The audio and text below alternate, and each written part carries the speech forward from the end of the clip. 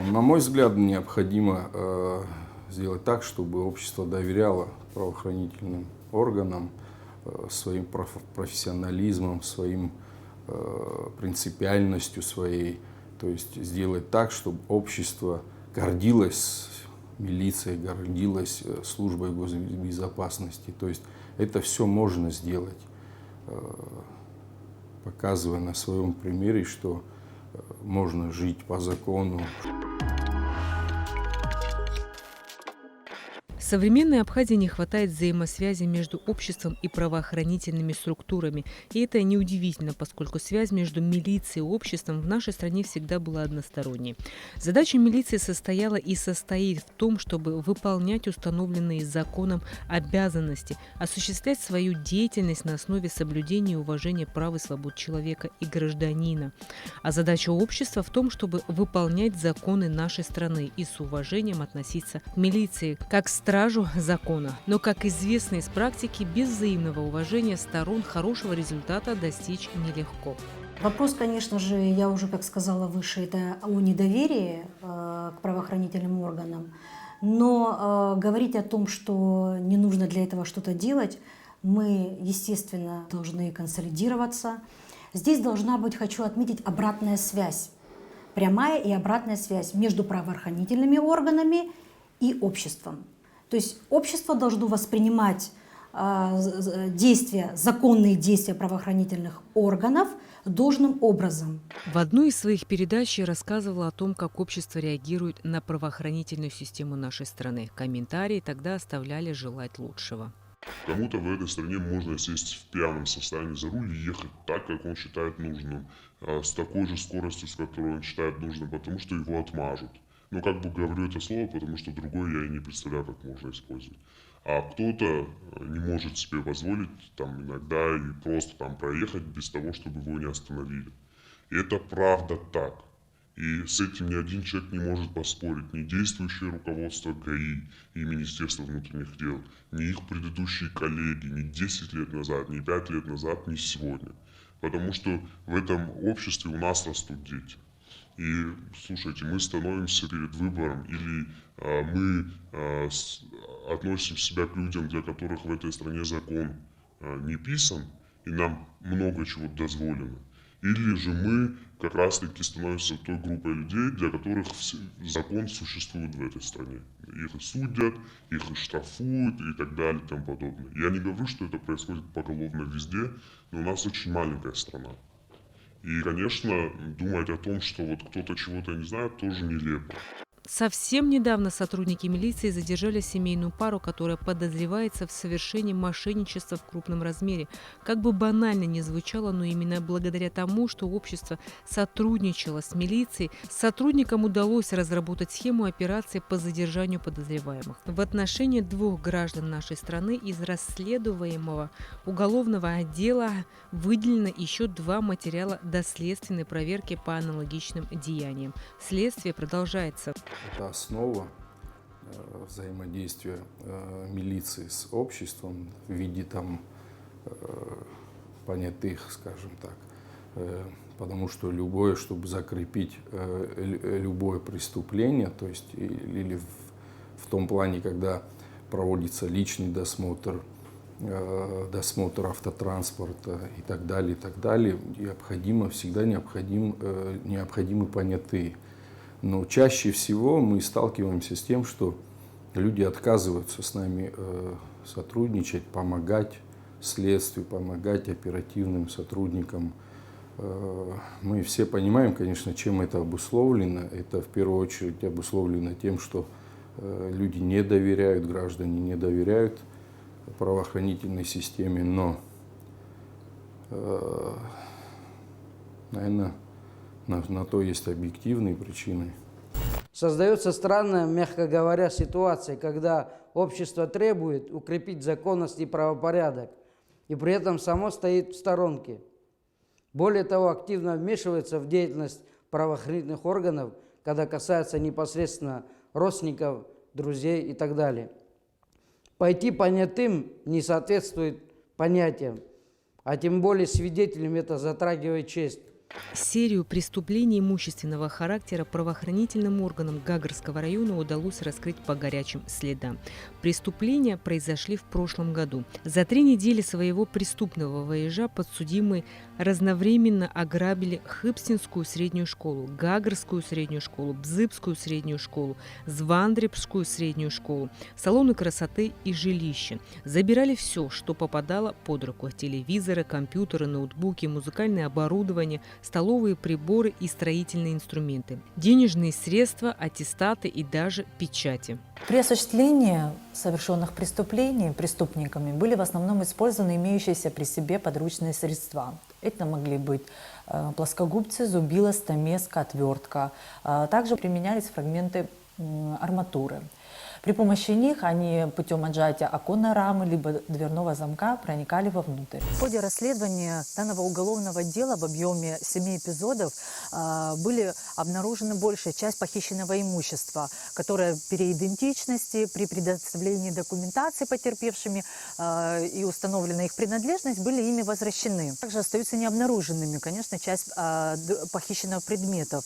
А именно из Хыбстинской средней школы были похищены 3 персональных компьютера и 1 ноутбук. Из 3 компьютеров был обнаружен и возвращен потерпевшим 1 персональный компьютер и также ноутбук фирмы Dell. Хочется отметить, что данный ноутбук был изъят у родственника одного из обвиняемых. 2 подсудимых пошли на сотрудничество со следствием, назвали имена сотрудников и указали на место хранения похищенных вещей. По горячим следам всю эту цепочку удалось собрать по частям. Дело рассматривалось в особом порядке. Хищение государственного имущества из общеобразовательных школ – это прецедент. Такого рода преступления относятся к категории тяжких преступлений.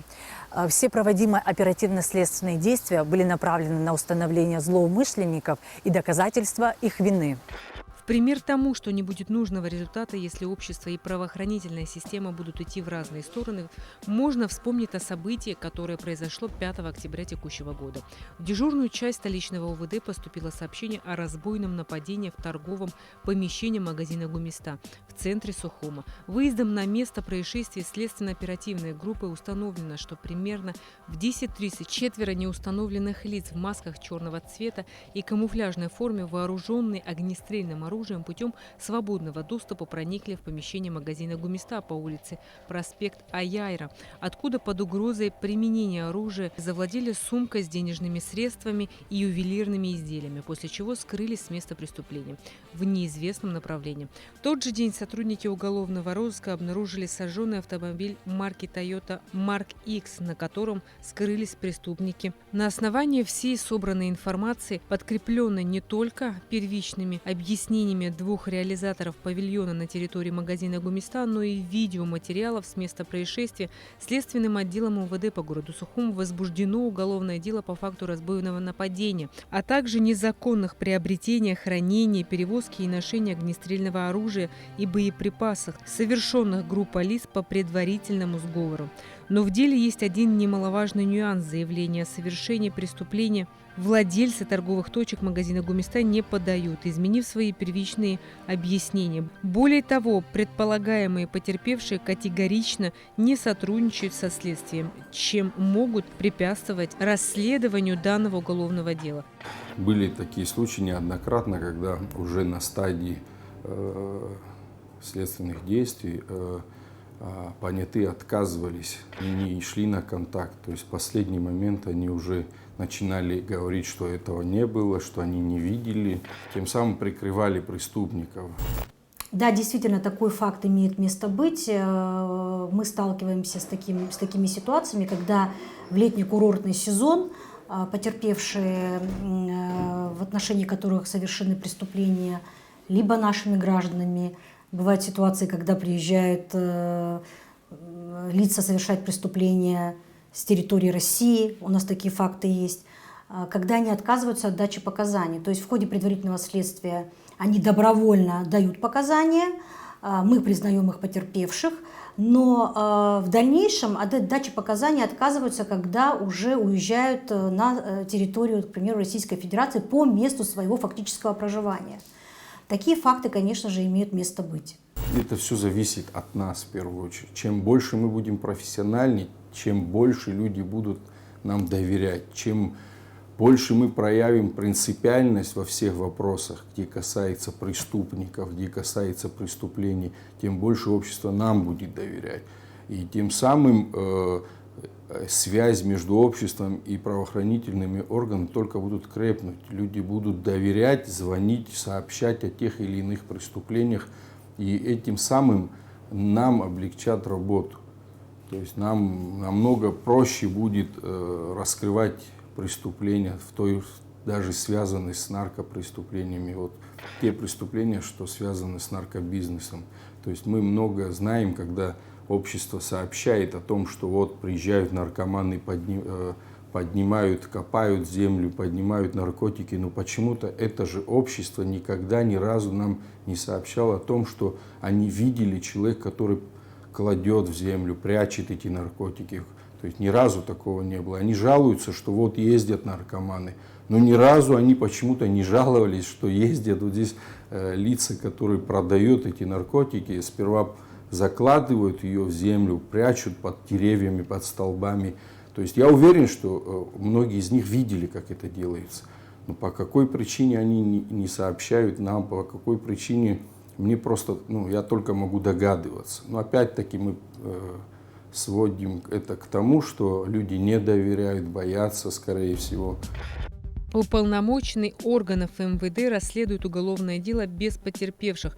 Какими бы доводами не руководствовались участники событий и владельцы магазина, отрицая факт разбойного нападения и причинения ущерба, на сегодняшний день оперативным путем установлен ряд подозреваемых и причастных к совершению данного преступления. Следственно-оперативные мероприятия продолжаются. С моей точки зрения, в любом случае эти процессы должны быть активизированы.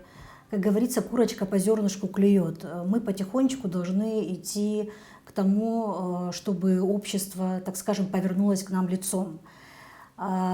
Здесь, с моей точки зрения, нужно привлекать граждан, которые являются частью общества, привлекать, например, к охране общественного порядка. Так называемые, если брать, по примеру, наших соседей Российской Федерации, можно привлекать их в качестве народных дружинников. Этих лиц, наших граждан, естественно, кто не лучше, чем участковый уполномоченный милиции, знаком с обслуживаемой территорией. И у нас очень хорошая молодежь, и все хотят правопорядок, поэтому нужно работать с обществом, нужно работать с гражданами, и мы всегда выйдем к чему-то положительному. Чем меньше преступников уйдет от ответственности, тем больше реальность осуществления принципа неотвратимости наказания. Данный принцип в нашей стране ослабляется целым рядом обстоятельств. Это длительный розыск преступников, а иногда безуспешный, качество предварительного расследования. Все это приводит к беспределу и вседозволенности. Большое опасение вызывает тот факт, что в немалой степени психология преступного мира, антиобщественного поведения явно берет верх над психологией честного труженика и законопослушного гражданина. Хотя при этом общественный запрос формально требует беспощадной борьбы с преступностью. Нужно ужесточать исполнение закона, не сам закон. Закон у нас есть, он регулирует, в принципе, на мой взгляд, все адекватно. Для того, чтобы ситуацию изменить, нужно ужесточить его исполнение. В современных реалиях одним из важнейших условий стабильности любого правопорядка является поддержание доверия общества к государству и к его институтам. Доверие общества к правоохранительным органам является категорически важным. Тем не менее, наше общество порой скептически воспринимает работу правоохранительных органов. Это связано в основном, в особенности по резонансным уголовным делам.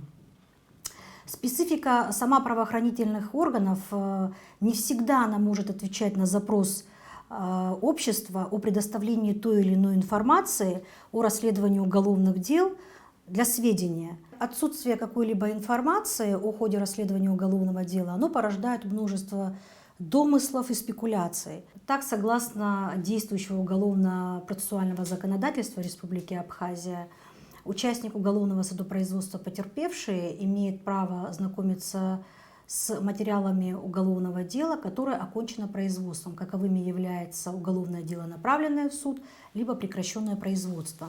Конечно же, обеспечение правопорядка в обществе, оно требует консолидации всех правоохранительных органов и общества. Однако и общество в лице участников уголовного судопроизводства, оно должно выполнять свой гражданский долг.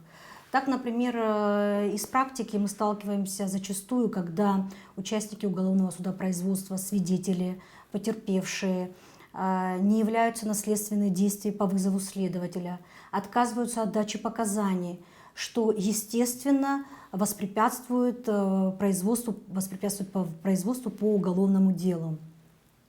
Так, например, за 2020 год в территориальных органах внутренних дел Республики Абхазия было возбуждено 4 уголовных дела по огнестрельным ранениям, где потерпевшие отказались от дачи показаний. Соответственно, уголовное дело не было направлено в суд, виновник преступления не понес соответствующее наказание. Я лично уверен, что и общество нам бы доверяло больше, если бы знало, что в итоге эти люди будут наказаны по всей строгости закона. Мировой опыт показывает, что взаимодействие милиции и общества довольно сложный, порой весьма противоречивый процесс. Однако в условиях быстро меняющегося мира и глобализации всех сторон жизнедеятельности человека это, возможно, единственный инструмент, позволяющий эффективно противостоять современной преступности. Жить по правилам не модно. А нужно сделать как раз таки наоборот. Это тоже, тут не вина сотрудников и ГАИ только, или Министерства внутренних дел. Это наша общая ответственность, которую мы все должны нести.